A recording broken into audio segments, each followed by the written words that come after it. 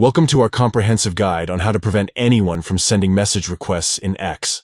If you're looking to maintain your privacy and control who can reach out to you on the platform, you've come to the right place. In this video, we'll walk you through the step-by-step process. Let's get started. Step 1. Open the X app on your device.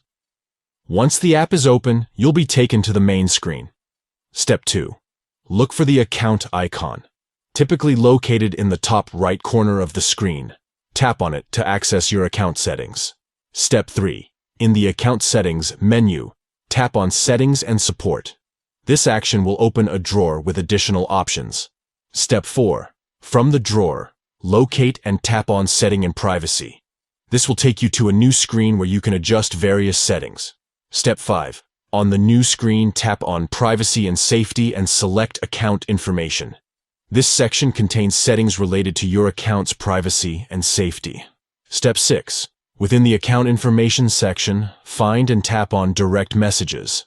This option allows you to manage settings related to the messages you receive. Step 7. Select No One from the Allow Message Requests from section.